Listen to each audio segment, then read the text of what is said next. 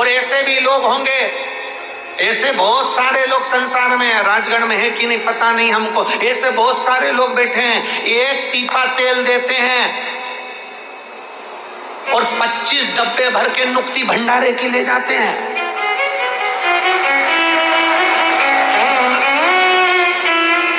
ऐसे भी लोग हैं, राजगढ़ में भले नहीं होंगे। पीछे से आवाज आ रही है, पीछे से आवाज आ रही है, हम नहीं कह रहे। एक डब्बा तेल का देते हैं और अकड़ ऐसी दिखाते हैं, मैंने तेल दिया था, मेरे घर अन्नकूट का प्रसाद क्यों नहीं आया, मैंने तेल दिया था तो माताजी का भंडारा हुआ तो मेरे घर प्रसाद क्यों नहीं आया। जब तेल मैंने दिया, डब्बा मैंने दिया, आटा मैंने दिया, सब्जी मैंने दी, 2 किलो आलू देकर 500 किलो का माल लेकर घर चले जाते हैं लोग, इसमें के होते हैं। शिव पुराण कहती है, कितना सुंदर संवाद शिव पुराण ने कहा। शिव पुराण कहती है सबसे ज्यादा नरक में, या यहाँ शास्त्र कह रहा है सबसे ज्यादा नरक में कौन पड़ता है, तो कहा जो प्रसाद बांटता है वो नरक में पड़ता है।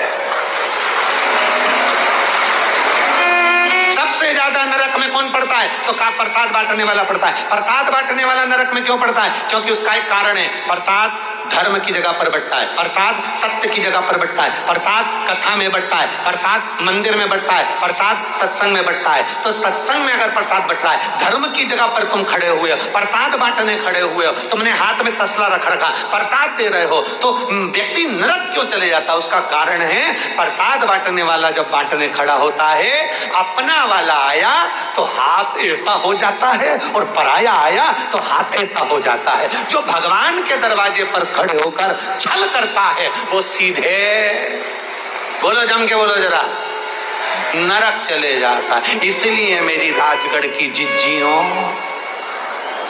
और मेरे यहाँ पर बैठे जितने भी जी जाओ,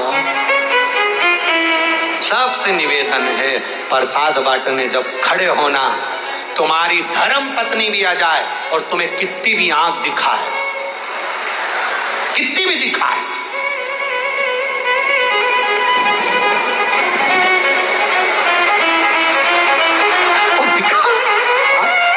कितनी भी आंख दिखाए, तो भी तुम प्रसाद बांटते समय कह देना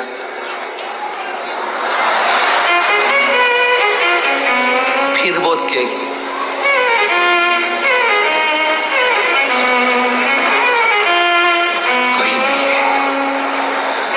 उससे कह देना बच जाएगा तो बाद में घर ले आऊंगा, पर एक जाजम पर भेद मत करना, कोई छोटा नहीं कोई बड़ा नहीं, शंकर के सब भक्त एक जैसे हैं, नहीं होना प्रसाद। इसलिए हमारे यहाँ शास्त्र में प्रसाद को मूल्यवान बताया गया, प्रसाद को कीमत वाला बताया गया, पर दुनिया ने प्रसाद के महत्व को मिटा दिया। सत्यनारायण भगवान का प्रसाद फ्री में मिल जाता है, लोग उठा कर ले जाते हैं, पूड़िया बांध के ले जाते हैं, फ्रिज पे रख देते हैं, 3 दिन तक सोचती बहू खाएगी, बहू सोचता है बेटा खाएगा, बेटा सोचे पोता खाएगा, पोता सोचे पोती खाएगी, वो प्रसाद रखा रखा रखा रखा रखा रखा सब खत्म। कीमत होना चाहिए फ्री।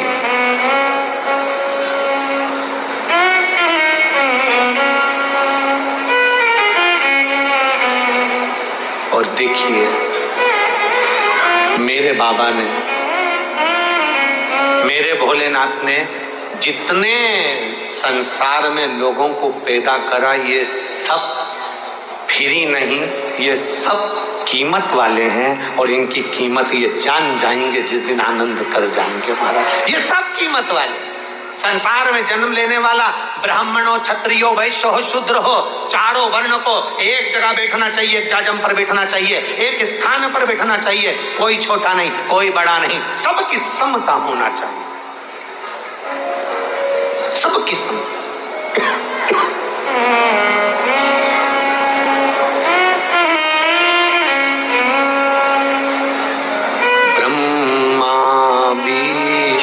सदा शिव जानत अविवेका,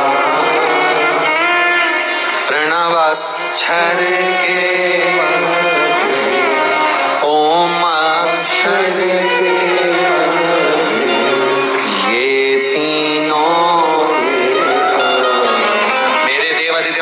की कथा कहती है हमारे देवताओं में भेद नहीं है, हमारे देवता सब एक हैं, एक जगह पर हैं। उसका एक मूल्य का, एक आनंद का भीतर होना चाहिए। हम ये ना कहें ब्रह्मा बड़े, हम ये ना कहें विष्णु बड़े, हम ये ना कहें शिव बड़े, हम ये ना कहें इंद्र बड़े, हम ये ना कहें कि ये देवता बड़ा है। जिसको तुम भजते हो तुम्हारी दृष्टि में वो बड़ा है, ये तुम्हारे भीतर का भेद है।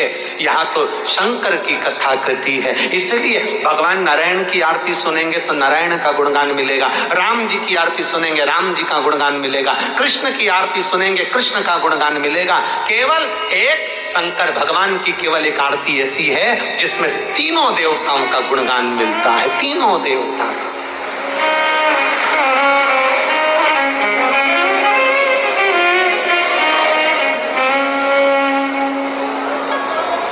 अक्षय माला मुंड माला, तीन ब्रह्मा विष्णु सदा, तीनों को एक करा, तीनों को एक, तीनों को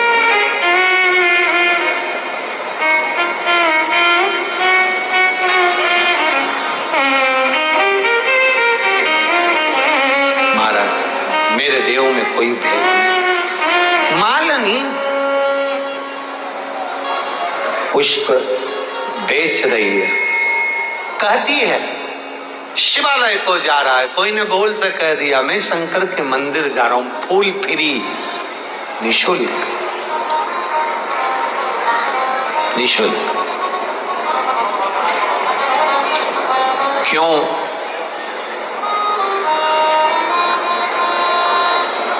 पुराने जमाने में पुराने जो लोग होते थे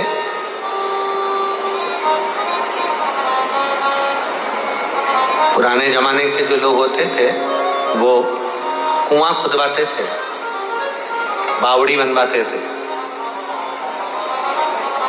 पुराने जमाने के जितने लोग होते थे वो कुआं बावड़ी बनवाते थे। उसका कारण ऐसा था कि जितने लोग भी कुआं बावड़ी के पास जल पीने आएंगे उस कुएं का पानी जब पिएंगे तो उसका पुण्य मेरे खाते में आएगा और मेरा जीवन संवर जाएगा। उसका पुण्य अपने नगर में, अपने गांव में, अपने खेड़े में, अपने क्षेत्र में, अपने गांव के अंदर, अपने क्षेत्र के अंतर्गत, अपने नगर में, कहीं पर भी, नगर हो, बावड़ी हो, क्षेत्र हो, गांव हो, प्रत्येक जगह पर अगर तुम्हारे गांव में कहीं शंकर का शिवालय बन रहा हो, कोई शंकर का मंदिर का निर्माण हो रहा हो, कोई अच्छा कार्य हो रहा हो, उसमें तुम्हें उपत कर कहना चाहिए, थोड़ा सहयोग हमारा भी लेना चाहिए, जिससे हमको लगे कि ये मंदिर बाबा ने हमारे हाथ से बनवा दिया, ये देवालय, ये शिवालय हमारे हाथ से बनवा दिए। ये पुण्यता है हमारी, ये आनंदता है।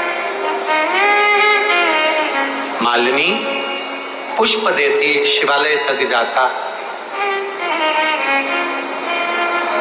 एक दिन मालिनी के परिवार वालों ने पूछ लिया मालिनी से, मालिनी के परिवार वालों ने पूछा मालिनी से, मालिनी इतनी मेहनत करती है, फूल लेकर आती है और तेरा पुष्प तो सब जगह बेचती है, पर वो फूल जो शिवालय जाने वाला कोई जीव है उसको तू निःशुल्क दे देती है, इसका कोई फल तुझे मिलने वाला? मालिनी ने कहा मैंने अपने गुरु देव ऋषि नारद के मुख से एक बार सुना था, शंकर के मंदिर में किया गया पुण्य, शंकर के मंदिर में चढ़ाया गया एक लोटा जल, शंकर के मंदिर में चढ़ाई गई एक बेलपत्र, शंकर के मंदिर में दिया गया एक पुष्प की पंखड़ी, शंकर के मंदिर में लगाया गया एक दिया, शंकर के मंदिर में लगाया गया घृत दीप, शंकर के मंदिर में लगाया गया भोग, शंकर को चढ़ा हुआ कोई पदार्थ खाली नहीं जाता, उसका पुण्य हमारे खाते में जरूर आता है और वो कभी समाप्त नहीं होता, कभी समाप्त नहीं होता। सारे वार, शनिवार का व्रत कर लीजिए, मंगलवार का व्रत कर लीजिए, आप बुधवार का व्रत कर लीजिए, गुरुवार का व्रत कर लीजिए, आप जितने जितने जीवन के व्रत हैं सारे व्रत निकाल लीजिए, सारे व्रत कर लीजिए, और एक बार सावन के महीने में सोमवार पड़ जाए, सावन के महीने में शिवरात्रि पड़ जाए, 12 महीने की शिवरात्रि पड़ जाए, सोमवार की अष्टमी पड़ जाए, तीज पड़ जाए, यदि सोमवार की अष्टमी पड़े, तीज पड़े, शिवरात्रि पड़े, प्रदोष पड़े, इन व्रतों की लिस्ट निकाल लीजिए और सारे व्रतों की लिस्ट निकाल लीजिए, आपको अंतर मालूम पड़ जाएगा, आपको ज्ञात हो जाएगा कि व्रत के प्रमाणता क्या है, व्रत का एक सुख क्या है। शनिवार, मंगलवार, बुधवार, गुरुवार, शुक्रवार, रविवार, जितने व्रत करना है करो, और एक सोमवार का व्रत करना। कभी जीवन में उतार कर देखना, जब अंत समय की घड़ी होती है, हमारे सारे व्रत का पुण्य भले मरते समय तक समाप्त हो जाता है, पर प्रदोष, एकादशी, सोमवार, शिवरात्रि, सोमवार की अष्टमी, ये व्रत एक ऐसे होते हैं, तीज का व्रत, छठ का व्रत, नवरात्रि के व्रत, ये व्रत एक ऐसे होते हैं जिनका पुण्य हमारे मरने के बाद तक हमारे पास रहता है, समाप्त नहीं होता है। अरे लोग क्यों कहते हैं शिवरात्रि है, जाओ शंकर जी के मंदिर में एक लोटा जल चढ़ा के आओ, सावन का महीना है, जाओ शंकर जी के मंदिर में, जाओ एक लोटा जल चढ़ा के आओ। हम क्यों कहते हैं, रोज इस व्यासपीठ से चिल्ला चिल्ला कर कहते हैं सारी समस्या का हल एक लोटा जल। क्यों कहते हैं, उसका कारण है कि शंकर के मंदिर में अगर एक लोटा जल चढ़ा रहे हो, शंकर के मंदिर में जाकर सेवा कर रहे हो, तो वो शंकर भगवान को चढ़ा हुआ जल खाली नहीं जाता, अंत समय तक तुमको बल प्रदान करता है, वो समाप्त नहीं होता, उसका पुण्य समाप्त नहीं होता, वो पुण्य प्रबल होता है, वो खाली नहीं जाता।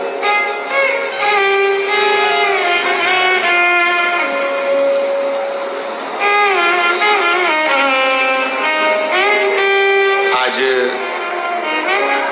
सावन महीने का सोमवार है, नागपंचमी भी है, करें व्रत करें, उठाओ तो हाथ, हाँ ठीक है, धर लो। साबूदाना की खिचड़ी खा ली,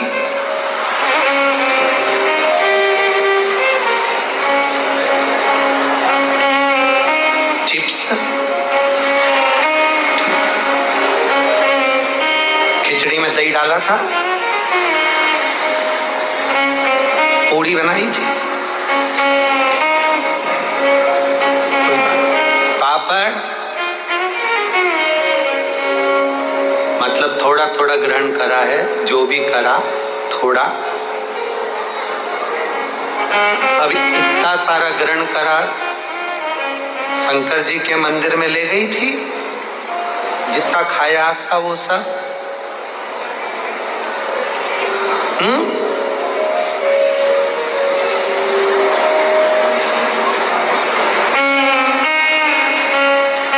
अरे बोलो तो, जम के बोलो जरा, ले गए थे? नहीं, आज सोमवार था, मंदिर जाती ना तो बाबा से क्या कराती, बाबा आज सोमवार है, मेरा व्रत है, खिचड़ी बनाई है, चल रहा है क्या खाने? एक बार तो दिल से कह देती, भोलेनाथ तेरे मंदिर छोड़कर घर में खड़ा मिलता। दिल से अगर कहती तो वो दिल से, आप दिल से पुकारो तो उसको। हम दिल से पुकारते ही नहीं है। हमने तो सोच कर बेटे पाषाण है, हमने तो सोच कर बेटे पत्थर का है, हमने तो सोच कर बेटे शिवलिंग है, हमने तो सोच कर बेटे शंकर है ना। दिल से पुकार,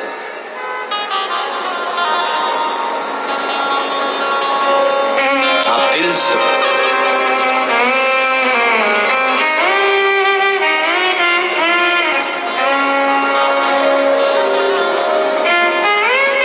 जिस दिन आपने दिल से उसको पुकार लिया, वो दिल से तुम्हारे सामने खड़ा मिलेगा, दिल से।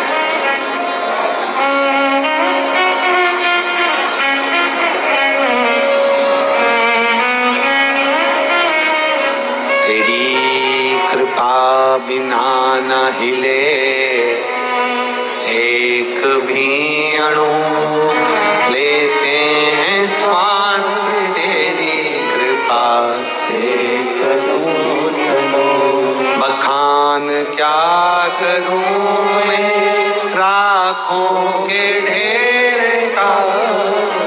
लिपटी भवोत में खजाना कुबेर का।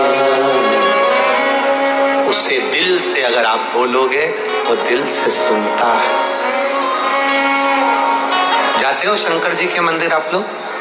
हाथ उठाओ जरा सभी लोग, तीनों चारों पांचों पंडाल वाले, पीछे जितने बैठे हैं वो भी सब जाते हैं। रखो, मंदिर जाओ, जल चढ़ाओ, जल चढ़ाओ, तब मुख से जल चढ़ाते समय धीरे धीरे जब जल चढ़ाओ तो बाबा से दिल से कहना श्री शिवाय नमस्तुभ्यं, दिल से धीरे धीरे।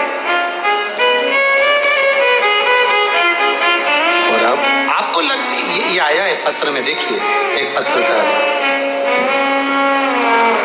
मेरा नाम प्रिया पुष्पद है, मेरे पति का नाम श्याम सुंदर पुष्पद है, मैं राजगढ़ नागर मोहल्ले वार्ड क्रमांक 12 की रहने वाली। नागर मोहल्ला ही है। हाँ, कहीं बैठी हैं क्या? कहीं बैठे हो तो हाथ हिला सकते हैं।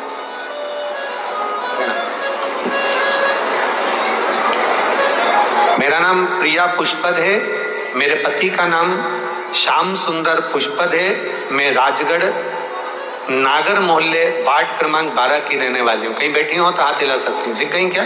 हाँ दीदी का, ठीक है। गुरुदेव, एक लोटा जल आप कहते हो धीरे धीरे चढ़ाना चाहिए और वापिस जब लौट कर आओ तो बाबा को कहकर आना चाहिए।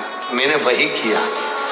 मेरा बेटा 5-6 साल से सरकारी नौकरी की तैयारी कर रहा था, 1-2 नंबर से रह जाता था। मेरे बेटे ने अब ठान लिया कि मैं सरकारी नौकरी की तैयारी नहीं करूंगा माँ, क्योंकि हो ही नहीं रहा। मैंने अपने बेटे से कहा, देवादिदेव महादेव को 1 लोटा जल चढ़ा, धीरे धीरे श्री शिवाय नमस्तुभ्यं कहकर जब जल चढ़ाएगा, वापिस लौट कर जब आए तो बाबा से कहकर आना, बाबा आप मेरे साथ चलो और मेरी जिंदगी को संवार दो। गुरुदेव वही क्रम किया। बेटे में भी हिम्मत आई, बल आया और बेटे ने कहा, माँ अब तो कुछ भी हो जाए। 3 दिन बेटा शंकर के मंदिर गया और चौथे दिन कहता, कुछ भी हो जाए माँ, सरकारी नौकरी तो मिलेगी ही, मैं मेहनत भी करूंगा और बाबा मेरा साथ भी देगा। गुरुदेव शिव जी के मंदिर में धीरे धीरे श्री शिवाय नमस्तुभ्यं कहकर जल चढ़ाने लगा। आता, बाबा से प्रार्थना करता। एग्जाम का टाइम आया, बेलपत्री शहद का प्रयोग करा, मैंने पशुपति व्रत करा। बाबा की कृपा का मैं क्या वर्णन करूं गुरुदेव।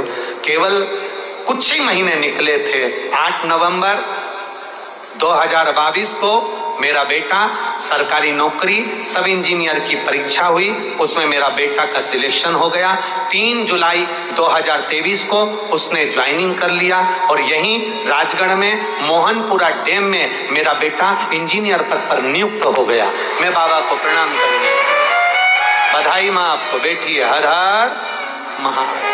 ये शिव तत्व है, ये ओघड़ी है, ये त्रिकालदर्शी है, ये कैलाशी है।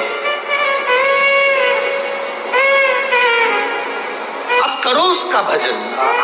कई लोग ऐसे हैं जो केवल मंदिर में जाते हैं, तो सीहोर वाले महाराज जी ने कहा है ना, इसलिए जाके केवल जल चढ़ाना। ना ना ना, शंकर भगवान के मंदिर में, शिवालय में अगर जाओ तो उससे दिल से अपने मन की बात कहता रहो, दिल से। व्यर्थ सोच के लिए, व्यर्थ विचारों के लिए ये मानव की देह नहीं। थोड़ा सा जिंदगी में अगर दुख आता है तो ये कभी ना सोचें कि हमारे को भगवान ने ज्यादा दुख दे दिया। थोड़ी तकलीफें अगर जिंदगी में आए तो ये विचार ना करें कि भगवान ने हमको ज्यादा तकलीफें दे दी। थोड़ा कष्ट जिंदगी में आए तो ऐसा विचार ना करें कि भगवान ने पूरा कष्ट हमको दे दिया। कभी घोड़े की रेस देखना,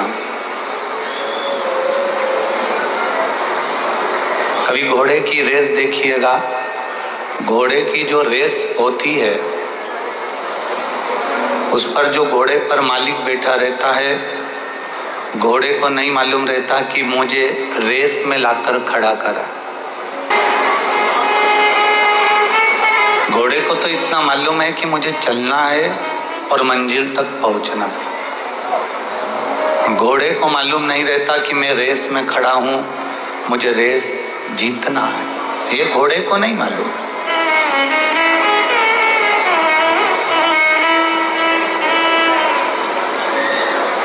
घोड़ा भागता है। क्यों भागता है? क्योंकि उस घोड़े पर जो घोड़े का मालिक बैठा रहता है वो घोड़े को कष्ट देता है।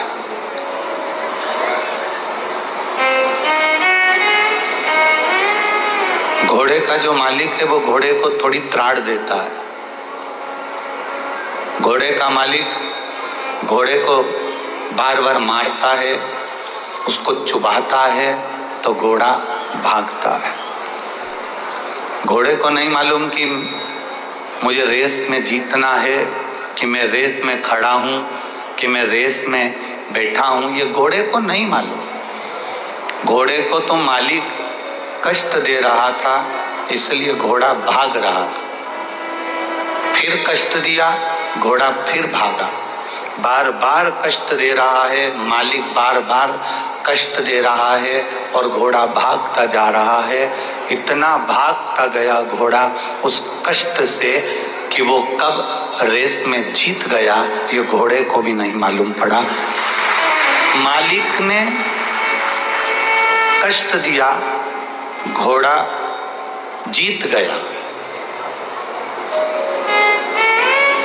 जब अपनी जिंदगी में अगर थोड़ा सा कष्ट आए तो समझ लेना मेरे मालिक ने तुम्हें रेस में खड़ा करा है जीतने के लिए।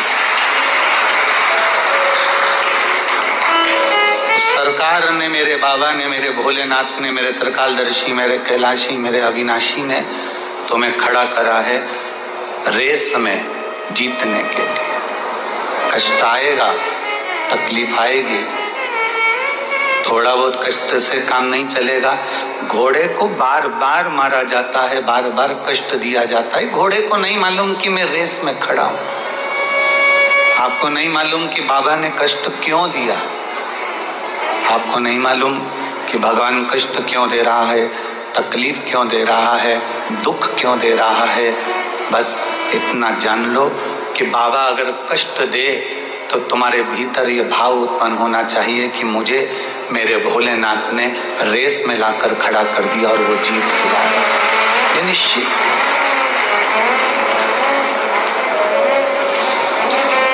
कई बहुएं कह देती हैं गुरुजी हम बड़े दुखी हैं। कई बेटे कह देते हैं हम बड़े तकलीफ में, हम बड़े दुखी हैं। कई बेटा बेटी कह देते हैं हम तकलीफ में, हम कष्ट में, हमें दुख है, हमें तकलीफ है। तो तुम हिम्मत क्यों हारते हो? जब घर में तकलीफ आए, थोड़ा बहुत कर्जा भी बढ़ जाए, थोड़ी बहुत तकलीफें भी बढ़ जाए, थोड़ा बहुत कष्ट भी बढ़ जाए, थोड़ी बहुत तकलीफें अगर जिंदगी में आ भी जाए तो तुम ये भगवान को धन्यवाद देना कि तूने मुझे इस काबिल समझा कि मैं रेस जीत सकता हूं, इसलिए तूने मुझे कष्ट देना प्रारंभ कर। तकलीफें उसको मिलती है जो जिंदगी में कुछ अच्छा कर सकता है, जो जिंदगी में ऐश की जिंदगी जिया उसका इतिहास आज तक नहीं बोला गया है। जिसने अपनी जिंदगी में बहुत उन्नति के साथ में अपनी ऐश की जिंदगी जी, डनलप के गद्दे पर सोया, एसी के रूम में सोया, खूब पकवान खाए, बादाम काजू खाया, 4 व्हीलर गाड़ी से घूमा, एंजॉय करा, उसका इतिहास आज तक किसी ने नहीं दोहराया, उसका नाम आज तक किसी ने नहीं लिया। नाम उसी का चला है जिसने कष्ट में जिंदगी जी। राम जी ने 14 वर्ष वन भोगा, इसलिए राम जी का नाम चला। भगवान कृष्ण ने कारागार में जन्म लेकर कष्ट भोगा, इसलिए भगवान कृष्ण का नाम चला। अपने गोकुल से वृंदावन, वृंदावन से फिर द्वारका, फिर मथुरा, ये सब क्रम भगवान को जाना पड़ा।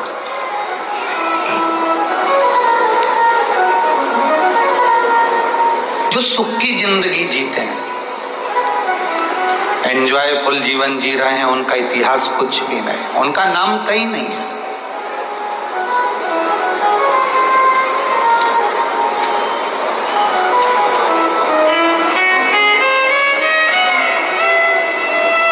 ये कथा स्थल आदरणीय हरिचरण जी तिवारी जी को तो मालूम होगा कि पहले ये कथा का स्थल दूसरा हो गया था, ठीक है। अब हम सोचते हैं, भगवान से प्रार्थना करते हैं, भगवान ऐसा कुछ कर दो कि मैं, हे भगवान मुझे ये दे दो, हे भगवान मुझे दे दो। भगवान से कहना, भगवान अगर देना तो तेरा साथ देना, तेरे चरणार विंद की रज देना, तेरे हस्त कमल का आशीर्वाद देना, और ऐसा बना देना जिंदगी में कि जब मौका मिले राजगढ़ क्षेत्र में कथा का, तो मैं इन दोनों हाथों से लुटाती जाऊं। ऐसी कृपा मुझ पर कर देना, ऐसी दया मुझ पर कर देना, जो जीवन में आप जैसी कृपा करते आए हो, कुबेरेश्वर देव, कुबेरेश्वर महादेव, कुबेर भंडारी, ऐसी कृपा मेरी जिंदगी में करना। संघर्ष है जिंदगी माना, पर संघर्ष में, जिंदगी में संघर्षपूर्ण जीवन में भी एक सुख का अनुभव है। एक दिया आपने लगाया, वो दिया में हवा लगती है, तो आप क्या करते हो? उस दिए को, उस पर एक कांच की, जम के बोलो जरा, हंडी रख देते हो। कांच की हंडी काहे के लिए रखी? कि दिया बुझे नहीं। बोलो सही है कि गलत है?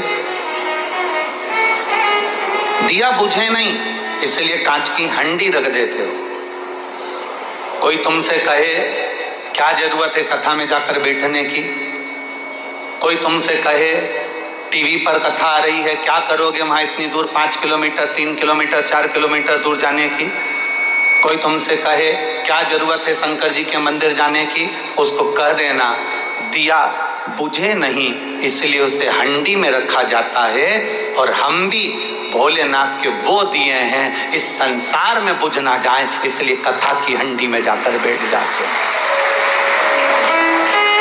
ये कथा की हंडी है। इस हंडी के अंदर, इस पंडाल में, इस कथा के आनंद में, इस शिव मंदिर के अंदर, शिवालय में, देवालय में हम जाकर जब बैठते हैं, तो हम काम, लोभ, वासना, आसक्ति, तृष्णा, इन सब से बच जाते हैं। ये वो हंडी है जिसके अंदर हम बैठे हैं।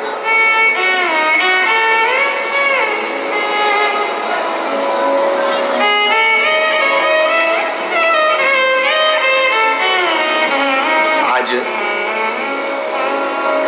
एक पत्र पढ़कर हमारी आंखों में भी आंसू आए। बड़ा विचित्र पत्र किसी ने सीहोर व्हाट्सएप पर भेजा। वो पत्र सीहोर व्हाट्सएप से यहाँ आशीष जी के पास में भेजा गया। हमने, जो हमारे आशीष जी हैं, उनके पास वो पत्र को जब पढ़ा तो उसमें बड़ा सुंदर बात लिखी थी। उसको जरा जिंदगी में उतारिएगा कि मेरा शिव, मेरा कुबेरेश्वर महादेव, मेरा महाकाल, मेरा ओमकारेश्वर, मेरी जालपा महारानी, मेरा राम, मेरा कृष्ण तुम्हारा कैसे साथ देता है। उस पत्र में प्रमीला साहू बिलासपुर से हैं, आवासीय नगर की रहने वाली हैं, जिन्होंने वो पत्र लिखकर भेजा। उन्होंने लिखकर भेजा, गुरुजी मैं अपनी सारे परिवार सहेली के साथ में कुबेरेश्वर धाम कावड़ चढ़ाने के लिए आई। अब कुबेरेश्वर धाम जब कावड़ चढ़ाने के लिए मैं जब पहुंची, तो कुबेरेश्वर धाम जब कावड़ के लिए हम पहुंचे तो बहुत भीड़ थी। हम भी कावड़ लेकर चले और जाकर जब हमने कुबेरेश्वर धाम पर कार्यकर्ता चारों तरफ लगे थे कंकर शंकर के, उनको हमें जल नहीं चढ़ाते हुए हमने कावड़ उनको दी। उन्होंने दोनों लोटे का जल, दोनों पात्र का जल, दोनों लोटे का जल शिव जी पे चढ़ा दिया और हमारा लोटा हमको खाली कर कर दे दिया। पत्र में लिखा था, मुझे बड़ा गुस्सा आया। प्रमीला साहू, बिलासपुर। पत्र में लिखा उन्होंने, हमें बहुत गुस्सा आया, इतना गुस्सा आया कि हमने अपनी सहेली से कहा मैं 1200 रुपए खर्च कर कर एक तो यहाँ आई और 1200 रुपए खर्च कर कर पहुंची और इतना धक्का खाया। इतना धक्का खाने के बाद बाबा को जल चढ़ाया और जल चढ़ाने के बाद वो सियोर वाला महाराज ने कहा था, गुरु जी ने कहा था कि एक लोटे का थोड़ा सा जल अपने घर लेकर जाना और उसको अपने परिंदे के पास, अंडे के पास एक कटोरी में उसको चढ़ाना था। पर मेरा तो पूरा जल वहां चढ़ गया, अब मेरे को जल नहीं मिला, मेरा तो 1200 रुपए खर्च हो गए। इतना मेहनत करी, इतनी दूर से आई, इतनी तकलीफ भोगी और इतना मेला ठेला में पहुंची, उसके बाद भी मुझे जल नहीं मिला। और वो गुस्सा होकर दोनों लोटे को वहीं पर पटक कर, गुरुजी मैं वहीं पर पटक कर और डंडा भी वहीं पटक कर और मैं स्टेशन चली गई। स्टेशन गई मेरी सहेलियों के साथ में अपनी गाड़ी में, ट्रेन में जिसका रिजर्वेशन करा के आई थी, बैठ गई। ट्रेन में जैसे ही चढ़े, चढ़ते से ही एक लड़का त्रिपुंड लगाया हुआ जिसके हाथ में एक झोला था, वो झोला देकर मेरे को कहता है, बहन जी इसको पकड़ लो, मैं 2 मिनट अपने लड़के को ऊपर चढ़ा लूं, फिर मैं ये झोला ले लेता हूं। वो झोला पकड़ा कर नीचे लड़के को लेने गया और वो आया ही नहीं और ट्रेन चल दी। अब वो झोले की चिंता, पहले से ही तो हम इतने परेशान, ऊपर से वो झोला दे गया। अब गुरुजी क्या कहें, हमने अपनी सहेलियों से कहा फालतू का 1200 रुपए लग गया और एक तो परेशान अलग हो गए और पानी भी नहीं मिला, जो चढ़ा हुआ कटोरी में चढ़ाना था उसी और वाला महाराज बोला था। अब वो झोला पकड़ा कर, वो झोला लेकर गुरुजी हम बिलासपुर आ गए और बिलासपुर में हमारे बच्चे लोग झोले को कहा माँ ये किसका लिया है, तो मैंने कहा देख ले उसका एड्रेस या कोई आईडी प्रूफ होगा तो भेज देंगे। जब झोले को खोला तो गुरुजी उसमें जय महाकाल लिखा हुआ एक लाल कपड़ा था, उसमें 1200 रुपए बंधे हुए थे, एक लोटे में पानी रखा हुआ था, एक लोटे में पानी रखा हुआ था और लोटे के पास में पुष्टे पर, एक कागज पर पुष्टे पर एक लाइन लिखी हुई थी, तू अपने पिता से रूठ कर क्यों जा रही है, वापिस जल्दी आना। बस वो लोटा और वो 1200 रुपए प्राप्त हो। गुरुजी किसको मालूम कि मैं मेरे बाबा से रूठ कर जा रही थी और मेरे बाबा ने जल भी दिया और वो 1200 रुपए में बार बार बखानी थी, इसलिए 1200 रुपए मेरे बाबा ने वापस भेज दिए। मैं उस पत्र में लिखा मैं इस 1200 रुपए का करूं क्या, तो प्रमीला दीदी मेरा निवेदन है उस 1200 को तुम्हारे पास रखो, मेरे बाबा के धाम कुबेर भंडारी के दरवाजे पर आते हो ना, ये विचार कर आना कि हम हमारे पिता के घर जा रहे हैं और पिता कभी खाली नहीं छोड़ता। बाप पिता कभी खाली नहीं छोड़ता। एक पत्र आया है जिस बहन के घर में 23 साल तक औलाद नहीं हुई, सारे डॉक्टरों को दिखाने के बाद, सबसे निवेदन करने के बाद, सबसे प्रार्थना करने के बाद हार गई, तब उसके मोहल्ले के लोग भी उसको ताना देने लगे। वो अपने परिवार से, अपने पति से केवल इतना बोली कि मुझे कुबेरेश्वर धाम तक ले चलो, मेरा विश्वास करता है एक बार अगर कुबेरेश्वर जाऊंगी तो मेरी झोली भरा जाएगी। पति ने कहा इतने बड़े डॉक्टर हो गए, सबकी गोदी भरवा ली, ना जाने कहां गोदी भरवा की आई, नारियल का ढेर लगा घर के अंदर, और तू कह रही है कुबेरेश्वर चलो। तुम चलो तो सही एक बार। पति को लेकर कुबेरेश्वर धाम गई और बाबा से प्रार्थना कर जब वापिस आई, पशुपतिनाथ का व्रत किया और वहां से एक कंकर शंकर को लेकर आ गई और बाबा से कहा जिस दिन औलाद होगी तेरी कथा में पहुंचूंगी और तेरे दरवाजे पर आऊंगी। 23 साल के बाद मुझे जुड़वा बच्चे भगवान ने प्रदान कर दिए। मैं बाबा को यहाँ प्रणाम करने के लिए, ये पत्र में उसने लिखा। कविता रवि साहू, खिलचीपुर, राजगढ़ से आई हूं। कहीं बैठी हैं? कविता रवि साहू, खिलचीपुर, राजगढ़।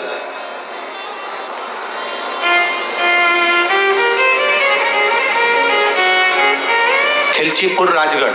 कविता रवि साहू, कहीं बैठे हो तो अपना हाथ हिला सकती हैं। कविता रवि साहू, खिलचीपुर, राजगढ़ से आई हूं। गुरुदेव, मैं कविता रवि साहू, खिलचीपुर, राजगढ़। 6 मई 2017 को शादी हुई थी। सबको दिखाया, सब इलाज करवाया, नहीं हुआ।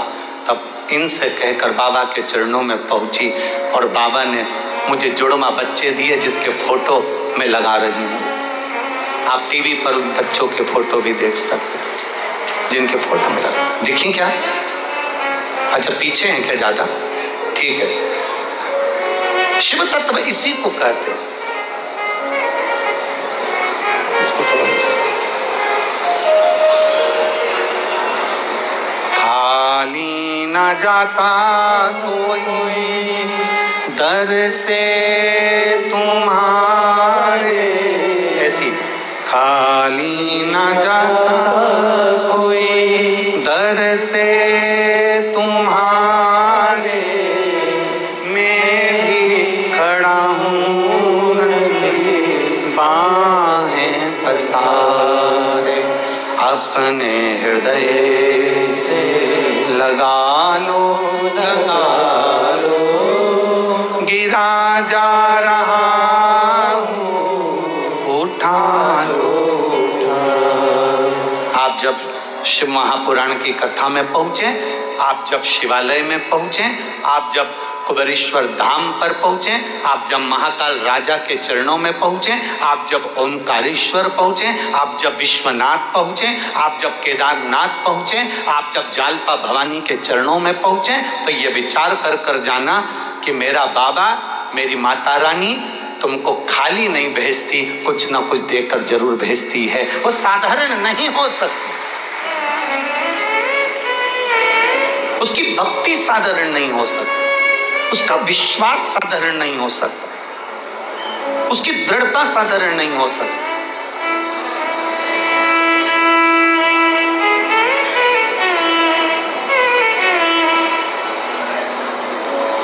उसके झोले में जल भी है, 1200 रुपए भी हैं। वो कौन देने वाला, कौन लिख कर देने वाला? हम हमारे बाबा से रूठ जरूर जाते हैं। हमको लगता है कि वो हमारा परीक्षा ले रहा है, हमको लगता है वो हमारी परीक्षा ले रहा है। मैं भूखी रह गई, मैं प्यासी रह गई, मैं अब पहुंची, हो सकता है हम जितना कष्ट देवाधिदेव महादेव की कथा में, जितना कष्ट बाबा से मिलने में, जितना कष्ट हम परमात्मा को प्राप्त करने में, हम जितना कष्ट भुगतते हैं, जितना कष्ट हमें होता है, हम स्टेशन पर पड़े हैं, हम बस में धक्के खा रहे हैं, हम गाड़ियों पर पड़े हैं, हम रोड पर पड़े हैं, हम टेंट में पड़े हुए हैं, मिल रहा खाने को नहीं मिल रहा, हम जितना जितना कष्ट भोगते हैं, ये तैयारी में रहना कि जैसे रेस के घोड़े को मालिक कष्ट देता है तो रेस का घोड़ा जीत जाता है। अगर तुझे कष्ट मिल रहा है तो तू भी जीत कर ही मानेगा, निश्चितता है तेरी।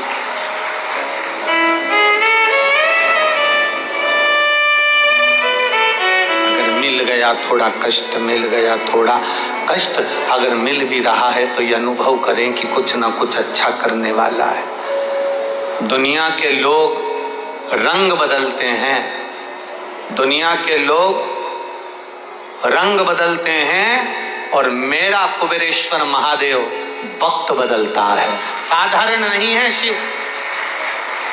लोग रंग बदलते हैं, मेरा वैद्यनाथ, मेरा महाकाल राजा, मेरा विश्वनाथ, मेरा कुबेरेश्वर बाबा, कुबेर भंडारी कब वक्त बदल दे इसका कोई भरोसा नहीं, इसका कोई भरोसा।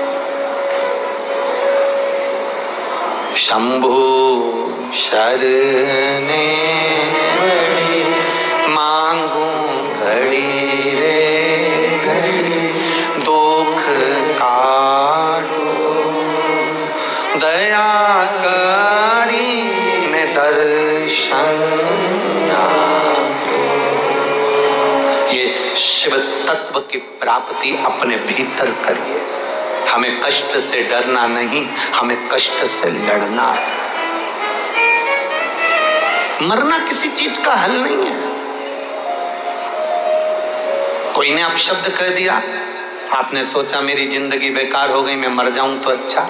कर्जा हो गया, तुमने सोचा मेरा जीवन बेकार हो गया, मर जाऊं तो अच्छा। फसल अच्छी नहीं आई, कर्जा बढ़ गया, मैं मर जाऊं तो अच्छा। कष्ट आया तो तुमने मरने का विचार करा, मरने का प्लान करा।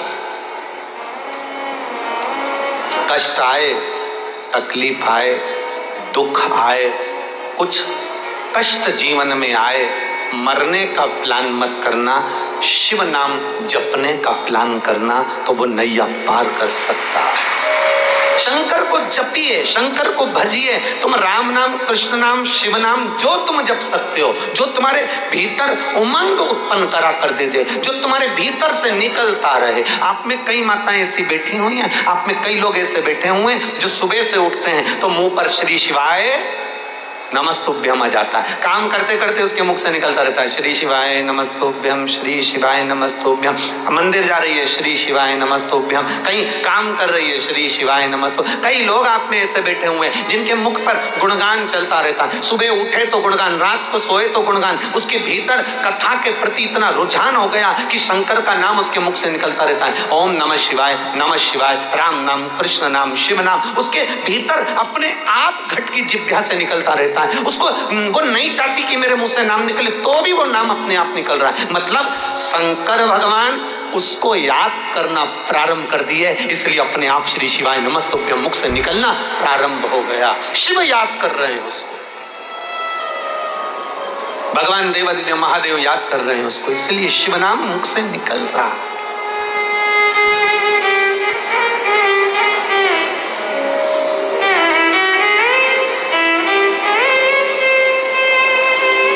कहे ना, जो शिव नाम होठों पे अरे चढ़ गया रे, तो समझो ये जीवन सवर गया रे, तो समझो ये जीवन सवर गया रे। मन को बना ले शिव का शिवालय, मन को बना ले तू शिव का शिवालय। संग में चलेगा तेरे वो डमरू वाला, संग में चलेगा तेरे वो डमरू वाला। शिव को ही हृदय बिठा लो रे, ये शंकर हमारे भीतर विराजमान हो, शिव हमारे भीतर नस नस में, रोम रोम में समाहित हो।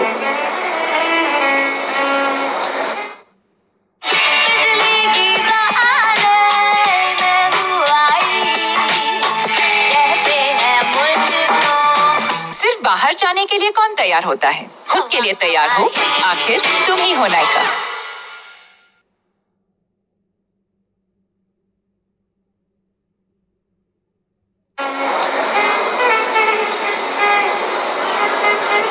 और जब शिव रूपी रतन हमारे भीतर आ जाएगा, जब हमारे भीतर शिव रूपी रतन आ गया, जब हमारे भीतर राम रूपी रतन आ गया, जब हमारे भीतर कृष्ण रूपी रतन आ गया, जब हमारे भीतर भगवत भजन रूपी रतन आ गया, तो समझ लें कि अपने जीवन की सार्थकता निश्चित है। कष्ट हो सकता है जीवन में, कष्ट आ सकता है जीवन में, पर उसको निपटाने का, उसको समाप्त करने का तरीका केवल भगवत भजन ही है। केवल प्रभु का नाम ही है।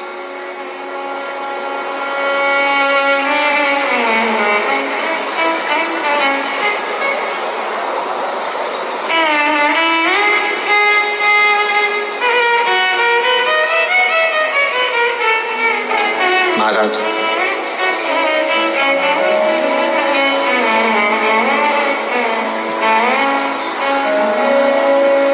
बड़ी दूर किनारा है,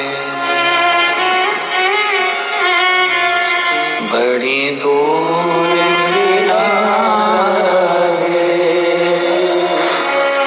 कश्ती भी पुरानी है, भोले बाबा सुन भी लो ये मेरी कहानी है।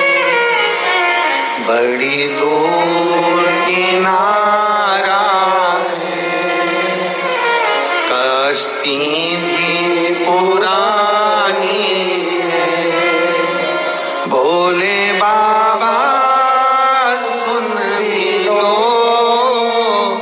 ये मेरी कहानी है। ये मानव का जो शरीर है कब डूब जाए, कब समाप्त हो जाए, किसको मालूम?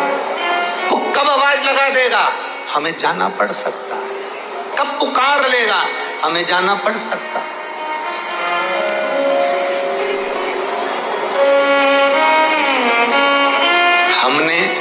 हम आपका तो नहीं कह सकते, हम आपका नहीं कह सकते, पर मेरा विश्वास करता है कि जैसा बचपन हमारा निकला वैसा बचपन तुम्हारा निकला होगा, ये पक्का है। इसलिए हम आपका नहीं कह सकते। अगर आपको लगता है कि आपका भी बचपन ऐसे ही निकला है तो अभी आपके चेहरे पर प्रसन्नता नजर आएगी। हमारा जो बचपन निकला, हमारे घर के पास में जब कोई मकान बनता था, दुकान बनती थी, तो बहुत सारी रेत पटक जाते थे, बालू रेत, और बालू रेत पटक जाते थे और बालू रेत पटक देते तो हमारे जितने भी मित्र दोस्त होते थे, छोटे छोटे, सब एक साथ मिलके रेत के ढेर पे खेलते थे। वो भगाता था, फिर भी हम खेलते थे। अब भगाता खेलते, अपना अपना एरिया बांध लेते, इतनी मेरी जगह, तो उंगली से हम पूरा गोला बना देते थे, ये मेरी जगह है। और फिर उस रेत में हाथ डाल के धीरे धीरे से खोदते खोदते खोदते खोदते उसमें एक मकान बना लेते थे। मकान बनाते, फिर कोई दूसरा भी मकान बनाता। ये हमारी कह रहे हैं, और मुझे लगता है आपने भी रेत के ढेर पर मकान बनाया ही होगा, ये निश्चित है। आपने भी बनाया हो, ये निश्चित है। रेत के ढेर पर थोड़ा थोड़ा सा रेत निकाल के मकान बना लिया। अब मकान बना रहे थे, अच्छे से खेल रहे थे, आराम से मकान बना रहे, अच्छे से रह रहे। उधर वाला उधर मकान बना रहा है, इधर वाला इधर मकान बना रहा, और सब आराम से खेल रहे थे। मकान पूरा कंप्लीट हो गया, उसमें छोटे छोटे से पत्थर उठा के उसमें रख भी दिए, थोड़ा थोड़ा सा पेड़ पौधा भी रख दिया, थोड़ा थोड़ा सा सामान भी रख दिया। मकान कंप्लीट हुआ, सब कुछ रख दिया। और थोड़ी देर के बाद, 1-1.5 घंटे के बाद हमारी अम्मा चिल्लाई, छोरा जल्दी आ, चल रोटी खा। और जो माँ ने आवाज लगाई, और तुरंत वो बना हुआ पूरा मकान, पूरी प्रॉपर्टी जो इतने दिल से बनाई थी, एक आवाज में छोड़कर जाना पड़ी। बस यही कथा हमारी जिंदगी की है। वो आवाज लगाएगा, सब छोड़कर जाना पड़ जाएगा। ये जो बचपन की कथा है, ये हमारी जिंदगी की कथा है। ये जो बचपन की एक खेल की कथा है कि हमने मकान बनाया, हमने रेत में मकान बनाया, हमने सुंदर मकान बनाया, अपना एरिया भी बनाया, अपना क्षेत्र भी बनाया। और इतने में मम्मी ने आवाज लगाई, माँ ने आवाज लगाई, माता ने आवाज लगाई, पिता ने आवाज लगाई, और पूरा के पूरा मकान छोड़कर, इतना जोरदार मकान छोड़कर जाना पड़ा। अब उस मकान में कुत्ता बैठ रहा है कि कोई दूसरा कब्जा कर लिया, कि कोई ने बिगाड़ दिया, कि कोई ने रख लिया, किसको मालूम। आप तो चले गए, मम्मी ने बुला लिया, पापा ने बुला लिया, पिताजी ने आवाज लगा दी, बुला लिया। बस उसी तरह से हमने दुकान बनाई, हमने घर बनाया, 4-4 दुकान, 2-2 फैक्ट्री, 5-5 गाड़ी, बंगला, जमीन, जायदाद, सत्ता, वैभव सब बनाया, और मकान पूरा कंप्लीट करा। अब तुम्हें ही नहीं मालूम कि कब उसने आवाज लगा दी, और एकदम उसने आवाज लगा दी, चालू कर, और सब छोड़कर जाना पड़ा। आखिरी में सब पड़ा कि पड़ा रहा, सब खाली पड़ा रहा। कौन जाने अब उसमें कुत्ता बैठ रहा है कि कौन बैठ रहा है, कौन उसमें रह रहा है, कौन को मालूम। और बस जो तुम्हारे मरने के बाद जितने लोग आंख से आंसू बहाते हैं, ये 13वें के दिन गरम पूड़ी मांग कर खाते हैं।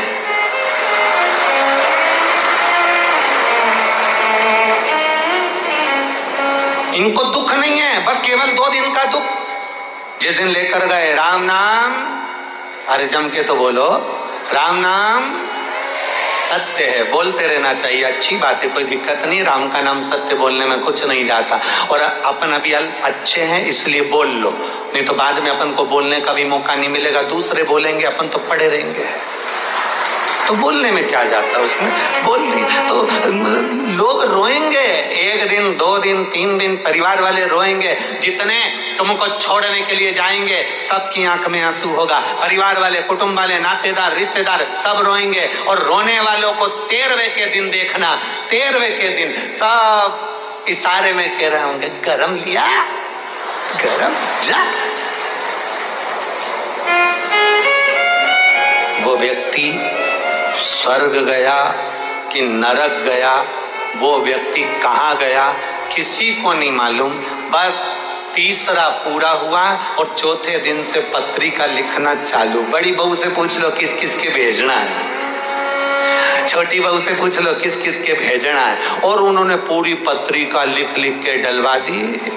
जितने आए खूब गरम गरम पूड़ी और चना की तरी तरी सब्जी, रायता, और रायते में थोड़ा सा सेव डाल के। ये तो पूरी चरे, कोई तुझे याद नहीं करे, कौन करे, किसके पड़ी।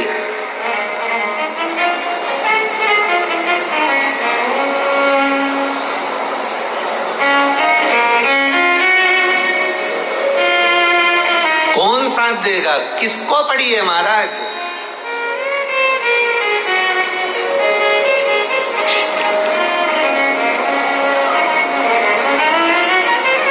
साथ देता नहीं कोई किसी का, क्या भरोसा है इस जिंदगी का, क्या भरोसा। अरे देख लिया संसार हमने, देख लिया सब मतलब के यार हमने देख लिया। झूठे नाते झूठे रिश्ते, झूठे नाते झूठे रिश्ते, झूठा है संसार हमने देख लिया। सब मतलब के यार हमने देख लिया। किसको रोएं, किसको जाने, किससे कहें। इसलिए कुछ नहीं, भगवान के भजन के सिवाय कोई तुम्हारा साथी नहीं होगा, भगवत स्मरण के सिवाय कोई तुम्हारा साथी नहीं। बाबा देवादिदेव महादेव की कथा कर रहे, भगवान शिव का संवाद कर रहा है। जीवन में अगर थोड़ा दुख भी आए तो ये ना सोचें कि कष्ट बाबा ने आप ही को दिया है, कुछ संवारने के लिए,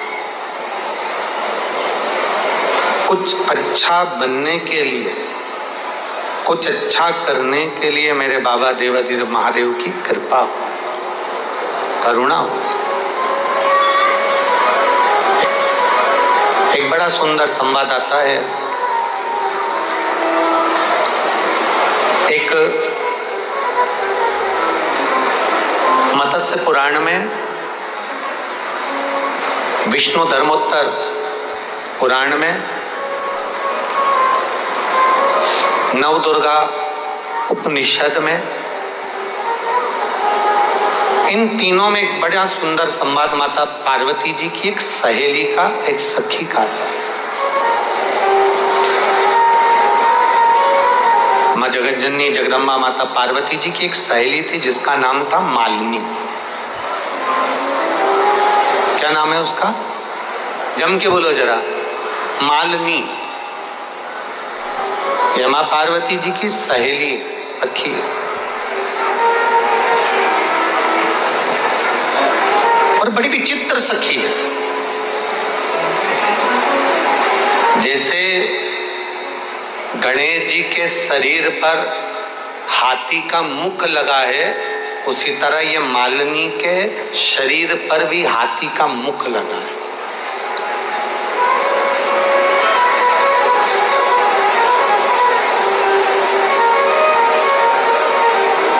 अब आप कहोगे गुरुजी ये स्त्री के धड़ पर हाथी का मुख है। हाँ, एक मत्स्य पुराण में, विष्णु धर्मोत्तर पुराण में और एक नवदुर्गा उपनिषद के अंतर्गत मालिनी का चरित्र वर्णन आता है। थोड़ा सावधान रहकर सुनिएगा इस चरित्र को, क्योंकि तेज शिव महापुराण की कथा चल रही है। हम मालिनी के उस स्वरूप को जानने का प्रयास करेंगे, भगवान शिव के उस करुणामय आशीर्वाद को हम जानने का प्रयास करेंगे। नवदुर्गा उपनिषद कहती है,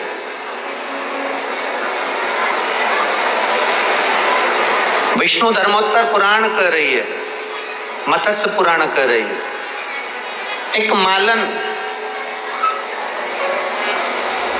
पूर्व में जो केवल मालन थी, फूल चुनकर लाना, टोकनी में भरना और बाजार में बेचना।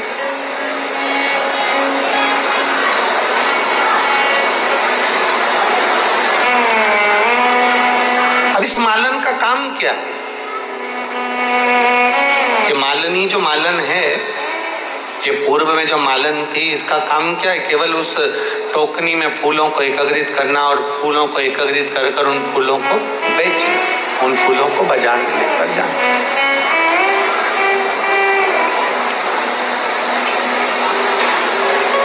अब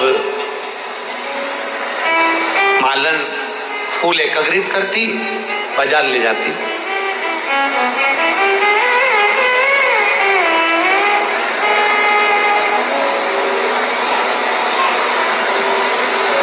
इसका एक नियम था। अब वो नियम थोड़ा सा ध्यान दीजिएगा। इसका एक नियम बड़ा विचित्र था इस मालन का। एक क्या करती थी, अगर कोई भूल से भी कह देता था कि मैं शिवालय जा रहा हूं, शंकर के मंदिर जा रहा हूं, शिवालय पहुंच रहा हूं, शंकर के द्वार पर पहुंच रहा हूं, तो मालन फूल तो देती थी पर उसका रुपया नहीं लेती।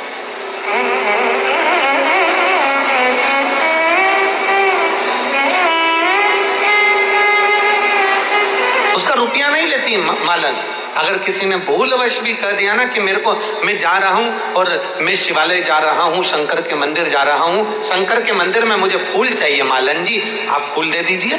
अब माली से मालन से फूल मंगा, तो उसने, मालन का नियम था कि वो अगर कोई भूलवश भी कह दे कि कोई शिवालय जा रहा है, कोई शंकर के मंदिर जा रहा है, कोई शंकर के द्वार पर जा रहा है, शंकर की चौखट पर जा रहा है, तो मालन उससे धन नहीं लेती थी, उससे पैसा नहीं लेती थी। जाओ साहब, ये फूल ले जाओ, देवाधिदेव महादेव को चढ़ा दो। ये पुष्प ले जाइए और बाबा को चढ़ा दो।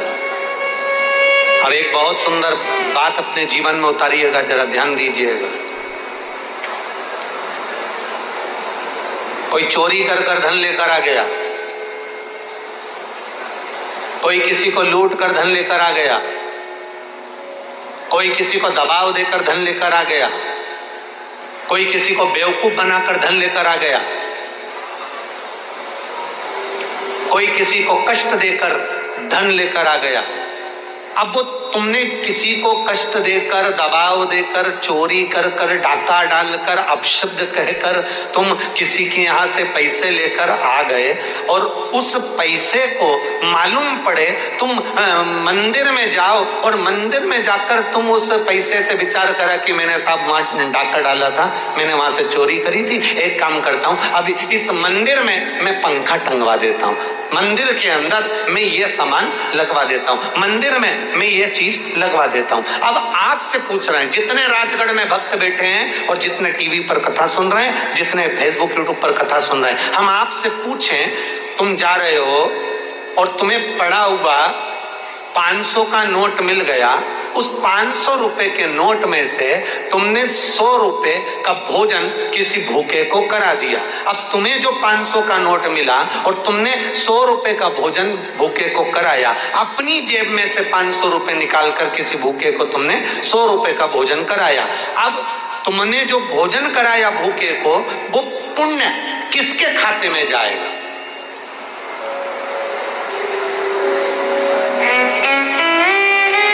तुम्हारे खाते में कि जिसके वो 500 रुपए थे उसके खाते में? अब बोलो जरा जल्दी बोलो राजगढ़ वाले, किसके खाते में गए?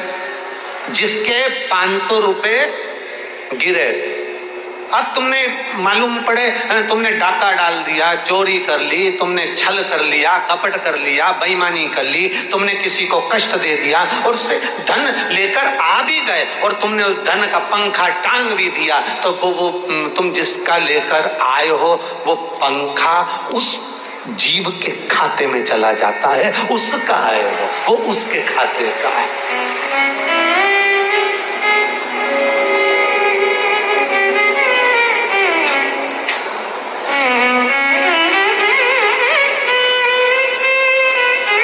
और सरल भाषा में समझ लो, राजगढ़ की जीजियों बहुत अच्छे से समझना, बहुत अच्छे से। हरतालिका तीज का पूजन यहाँ करते हैं लोग, कौन कौन करता है जरा हाथ उठा, सब करते हैं, ठीक है, रखो रखो रखो, ठीक है। हरतालिका तीज का पूजन जिसके यहाँ तुम करने के लिए गए हो, ठीक है, अब तुम्हें चाहिए क्या? हरतालिका तीज का पूजन तुम जिसके यहाँ करने के लिए गए हो उसके यहाँ तुम्हें कहना चाहिए, जी जी हम आपके यहाँ पूजन करने आ रहे हैं, हम आपके यहाँ आ रहे हैं, रात भर कीर्तन भी करेंगे, तुम्हारे यहाँ की चाय भी पिएंगे, पर निवेदन इतना है कि चाय जो बनेगी वो जितनी भी बहनों पूजन करने आई है सबकी तरफ से 5-5 रुपए मिलाएं, चाहे 2-2 रुपए मिलाएं, चाहे 1-1 रुपए मिलाएं, पर चाय सबकी तरफ से बनना चाहिए। उसका कारण ये है कि मालूम पड़े व्रत करा तुमने और पिला दी पड़ोसन ने चाय, अब व्रत खाते में पहुंच। अभी इतनी सारी माताएं बैठी है, ये हर बार कहती है हम तो हरतालिका तीज का व्रत करते हैं भगवान तो भी हमारी नहीं सुन रहा, हम तो हरतालिका तीज का व्रत करते हैं तो भी भगवान हमारी नहीं सुन रहा। जरूर तूने जहां व्रत करा था, जहां पूजन करी थी, उसके घर की चाय पी थी, पक्का है, निश्चित है। तूने पूजन करी, जैसे तो पूजा की थाली अपनी लेकर गई है, ले जाते हो अपनी थाली, बोलो जम के बोलो जरा, ले जाते हो? जैसे पूजन की थाली अपनी लेकर गए हो, फल अपना लेकर गए हो, पानी का लोटा अपना लेकर गए हो, उसी तरह वो जीजी से कह दो, जीजी हम आपके यहाँ पूजन करेंगे, आराधना करेंगे, रात भर कीर्तन करेंगे, रात भर सत्संग करेंगे, रात भर आराधना करेंगे, पर तुमने जो हमको चाय पिलाई, अर्थात जितनी बहनें आएंगी वो 2-2 रुपए मिलाकर सबके लिए चाय बनेगी, तो पुण्य सबके खाते में चले जाएगा, एक के खाते में नहीं जाएगा। ये पुण्य की प्रबलता है, ये भजन की प्रबलता है।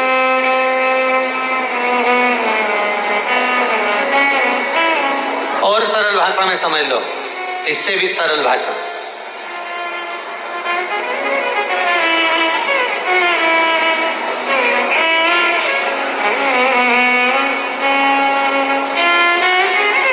एक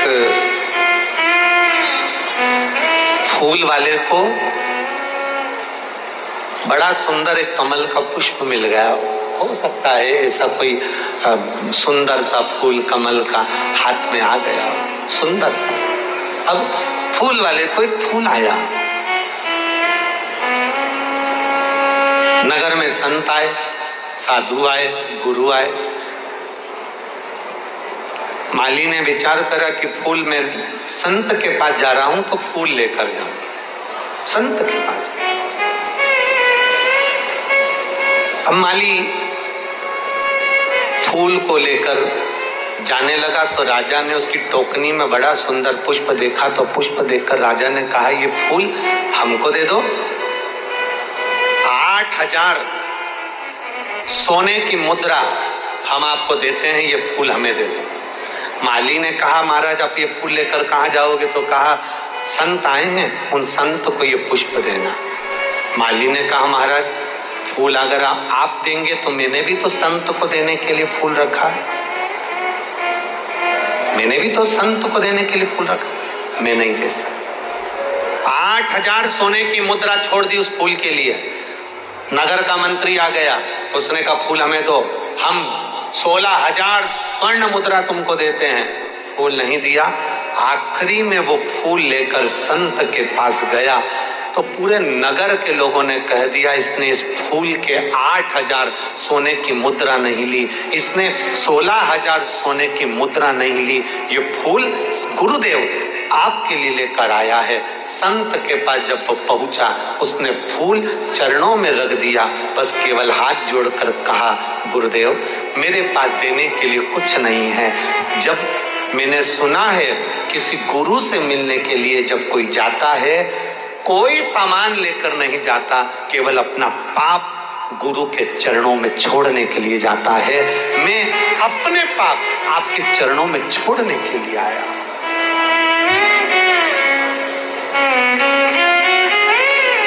मैं अपना पाप एक गुरु के चरणों में छोड़ने के लिए, गुरु की आंख से आंसू बह गए, गुरु के नेत्रों से जल बह गए।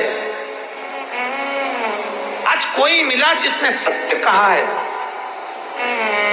कर रही है विष्णु धर्मोत्तर पुराण कह रही है और नव दुर्गा उपनिषद कह रहा है। ये मालिनी माँ कोई साधारण नहीं, उसका नाम का स्मरण हमारे एक नारी बहुत कष्ट की अगर जिंदगी जी रही है तो उसको एक बार अपने जीवन में उपाय करना चाहिए, उसको जीवन में एक बार माँ गजमुखी मालिनी का स्मरण करना चाहिए। उसकी भक्ति कम नहीं, दुख समाप्त। वो गजमुखी मालिनी एक लाल चंदन में भिड़ा हुआ अक्षत, एक बेल पत्र, एक फूल, लाल फूल की एक पंखड़ी हो, फूल भी नहीं हो तो पंखड़ी भी, मां मालिनी गजमुखी को जब दिया जाए तो वो सुख प्राप्त करती है। सुख शंकर भगवान के जितने संतान उतना गजमुखी मालिनी ने अपने को गोदी में खिलाया। अशोक सुंदरी को, गणेश को, कार्तिक षडानंद को, जया, विषहरा, शामरीवारी, दौतली, देव, ये सब कन्याओं को, बेटों को मां मालिनी अपनी गोदी में खिलाती, दुख समाप्त कर देती। जब कोई चढ़ाता है ना अशोक सुंदरी वाली जगह पर ये वस्तु तो मां मालिनी उसको गोदी में खिलाती, उसको दुख नहीं आने देती। मां मां होती है। समय आया, आगे वर्णन आता है श्री गणेश जी महाराज के प्रागट्य का। सुंदर आनंद के साथ मां मालिनी भगवान शिव की आराधना के लिए गजमुखी बनती हैं और यहाँ भगवान श्री गणेश जी महाराज पधार रहे हैं शंकर पार्वती के साथ। जोरदार ताली बजाकर स्वागत करिए।